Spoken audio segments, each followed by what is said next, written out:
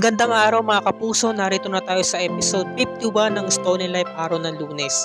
Sabi ni Isaac no, "O kamusta Manang? Ano po ba? Meron na naman problema?" Sabi ni Manang Bering, napapansin ko kasi, ito lang mga nakarang araw, lagi na lamang magkaaway itong si Mamita, saka itong si Lucy. Samantalang kailan naman, parang magkakampi itong si Ma'am Joy, saka itong si Mamita. Si Ma'am Ason, sabi ko na nga ba parang nagkakaigihan na silang dalawa O diba, kaya nga nakakawindang Napagkamalan tuloy ni Ma'am Lucy na kinakampihan nito ni Mamita si Ma'am Joyce, sabi ni Isaac. Kaya pakaramdam ko talaga parang nagkakasira sila, para may tampuan sila Ikaw Isaac, napapansin ko sa iyo marami ka na nalalaman kay Ma'am Joyce. Manang, huwag niyo naman pong haluan ng mali siya. Samantala ito namang si Fake Lucy, pinapakain itong si Mamita. "Mamita, kinakailangan mong kumain para lumakas ka. Mamita, ilang araw ka nang hindi kumakain. Sige na, subo ka na. Huwag mo nang dagdagan pa yung init ng ulo ko." Ngayon tinapik ni Mamita yung lugaw. Natapon sa braso ni Fake Lucy, nagsisigaw siya. Biglang dumating si Darius dahil narinig niya yung ingay. "Love, ano to? Anong nangyari?" "Ito kasi, tinapig niya yung lugaw na niluto ni Manang Ayaw niyang kumain." "Nako, kinakailangan mabigyan ka ng first aid." Manang. "Ano ho yun sir? Gagamutin ko muna si Ma'am Lucy mo. Ikaw na muna bahala magpakain kay Mamita mo ha." Ngayon, ito na yung mag-best friend, sabi ni Joyce. "Bro, sigurado ka ba na okay ka na talaga? Gagawin mo na talaga to?" "Oo bro, alam ko ito lang yung paraan para mapatawad nila ako. Susubukan ko to." "Nako bro, good luck ha." "Sige na." Nagyakapan silang dalawa. "Ingat ka ha, good luck. Balitaan mo ko." Kaso si Isaac nakabantay, sabi ni Lucy o ni Fake Para. Sabi ni Joyce nagpatawa "Nako, yan lang pala. Easy lang sa akin yan, bes. Ako na bahala dyan," sabi niya. Loko-loko talaga to si Divine Itong si Joyce kakatawa Ganto kami yan dikit kami yan. "Ikaw talaga bro ha." Tatawa to si Lucy o si Fake Para kasi alam niya may kalokohan gagawin "O sige na, lumabas ka na." Nagtago si Fake Para sa may gilid. Ngayon ginagamot ni Darius si Lucy o si Fake Lucy. "Love, sabi ko naman sa iyo ito na yung pagkakataon para kumuha na tayo ng caregiver ni Mamita." "Love, tayo ng pamilya niya pinag-iinitan niya ng ulo. Ibang tao pa kaya, kukuha pa kaya tayo ng caregiver? Mahirap na, baka malaman na lang natin o mahuli natin na minamaltrato na pala si Mamita. Maigi na rin tong ganito. Saka diba, wala naman sa wastong pag-iisip si Mamita. Kaya syempre, natural lamang sa mga may sakit ang mainitin ng ulo at maiksi ang pasensya. Kailangan lang talaga mahaba ang pasensya natin sa pagkakataong ito." May punto si Lucy. Napabilog na naman niya ang isipan nito ni Darius. At si Darius nakikinig sa kanya. Samantala, ito namang si Isaac, habang nag-cellphone, nakita niya ang sasakyan ni Joyce. "Ma'am Joyce, kayo ho pala." "Isaac, hindi ka rito, pumasok ka." "Ba't ano po sabihin niyo? Halika rito, pumasok ka." Nakakitid nilalandi. Ang landi ni Joyce dito saka pa baby. "Ma'am Joyce, ano ba yung sabihin niyo? Nag-iinit na si Isaac nahuhumaning na Isaac, kasi sabihin ako sa iyo importante." Pinapakita pa yung yung balikat Inaalis-alis yung tube Nahumaling na. Ngayon biglang pumasok si Fake Para. Ito na yung pagkakataon niya para makaligtas kay Isaac. Nahiya ako Ayaw ko sabihin." "Ba't ano ba yun, Ma'am Joyce? Sabihin nyo na. Ganito kasi yun. Alam mo Isaac, magpagaling ka ha. Galingan mo sa trabaho mo. Inom ka ng maraming tubig, kumain ka ng maigi. Para sa ganun lumakas ka. Para maging maganda yung performance mo sa trabaho. Yun lang." "Ilan po ba ma'am?" "Oh, yun lang. Sige na, baba na." "Bye-bye." Nakuloko talaga to si Joyce Kaya sabi naman ni Manang, "Ma'am, kumain na ho kayo. Ilang araw na ho kayong hindi kumakain ng maayos. Kailangan nyo po magpalakas para gumaling na ho kayo." Nakapasok na si Fake Para, sabi niya, "Manang Bering, ay, naku, anong ginagawa mo dito? Bawal ka rito Manang Bering, ibigay niyo sa akin ng pagkain. Ako na po magpapakain kay Mamita." "Bawal ka rito." "Mamita, nandito na ho ako. Ako na po ang magpapakain sa inyo. Nabuhay ng loob si Mamita. Kinuha niya yung lugaw. Ayan o, sumantok siya. Tapos isinubo niya kay Mamita. Naku, sa akin nga eh. Ayaw nga kumain eh, sa'yo pa kaya, sabi ni Manang Bering. Naku, totoo ba to? Nagulat siya, sumubo si Mamita. Nagpapasubo si Ma'am Ason kay Para. Bigla siyang umalis dahil nga hindi nga makapaniwala si Manang Bering sa nakita niya. At samantalang ito namang si Para nakangiti o si fake Para, di ba? Ngayon, eto na, binebendahan na ni Darius si Lucy. Ito namang si fake Lucy, sabi nga niya, wag na nga raw kumuha ng caregiver or nurse. Siya na raw talaga ang bahala na mag-alaga. Ikinaya naman niya noon pa, di ba? So, syempre, ito namang si Darius, makikinig na naman sa asawa niya, di ba? Dahil akala niya, perfecto.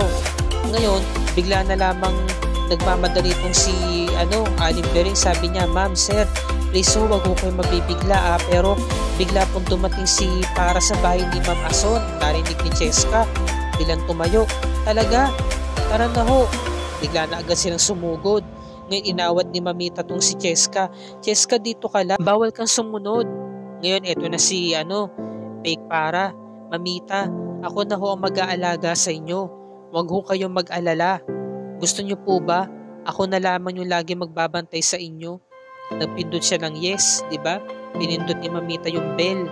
Ngayon sa kasamaang palad, biglang dumating ang mga kontrabida at humihingi ng tawad itong si fake Para. Sabi niya, patawad Mamita, nandahil sa akin kaya nadamay kayo.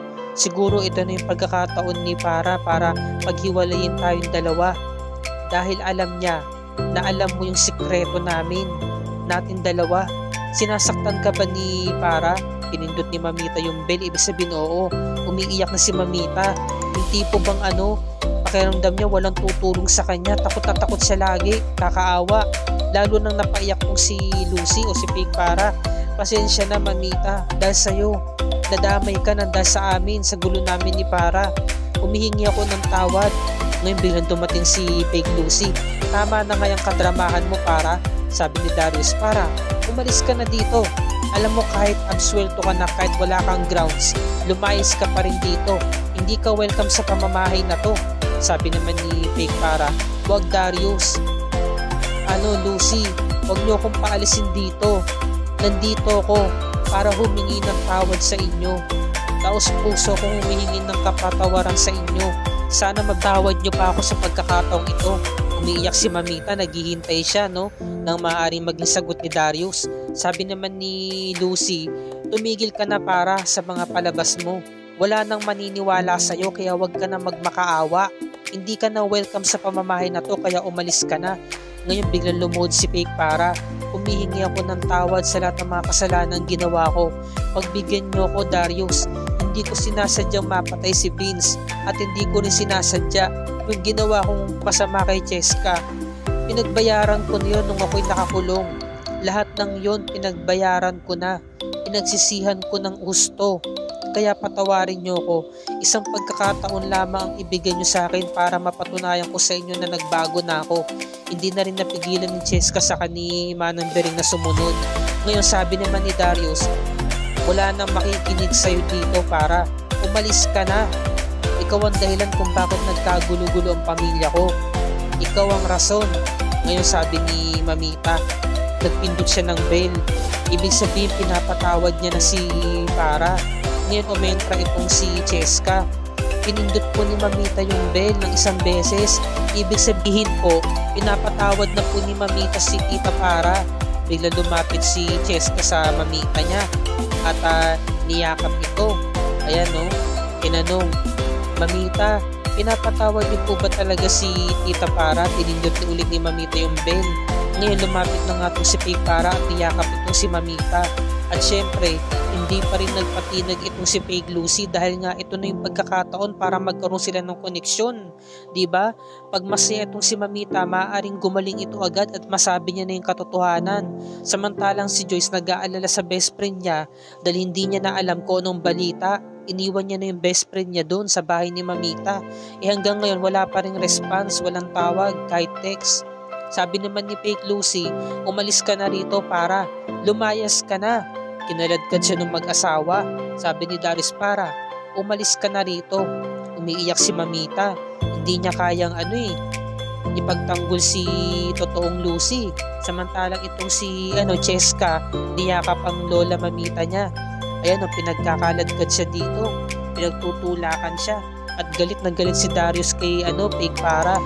Darius, maniwala ka sa akin. Patawarin niyo ako, pagbigyan niyo ako. Hanggang sa tuluyan na nga siyang napalabas. Ayan na. Talagang nagmamaktol itong si Fake para sa labas ng gate. Iyak siya ng iyak. At nagyakapan itong mag-asawa. Ngayon, ito namang si Joyce, pinatuloy dito si Fake para dito sa garden nila, di ba?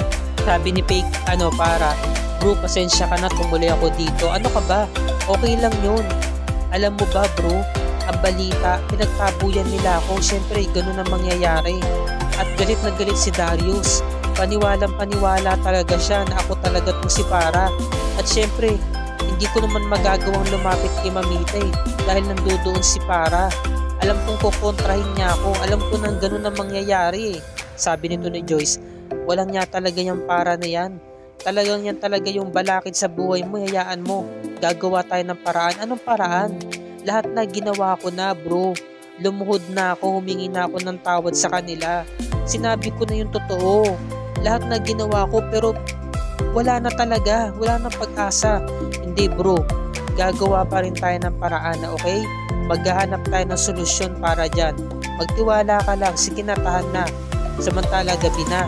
Niyayaya na nga nito ni Fake Lucy itong asawa niya. Darius, love, tara na matulog na tayo. Alam mo, love, kanina napapaisip ako sa mga kilos at sinasabi ni Para. Ibang-iba siya sa Para noon. O siguro maaaring nagbago na nga talaga siya dahil nabago niya ito.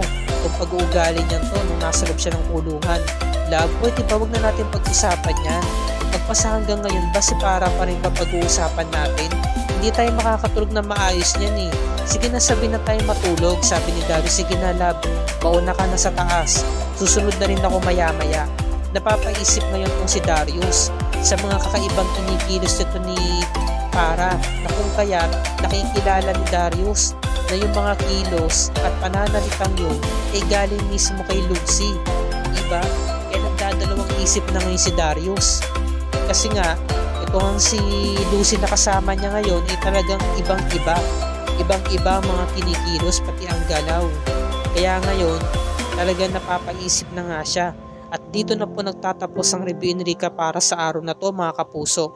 Bukas sa araw ng Martes, episode 52, yan ang wag na wag nating palalagpasin. At kung bago ka pa lamang sa aking channel, kung maaari makahingi ako sa ng subscribe at i-click mo na rin ang bell icon para lagi ka updated sa mga episodes ng Story Life and other GMA shows tulad nito. Maraming salamat po sa inyong panonood mga kapuso and God bless us all.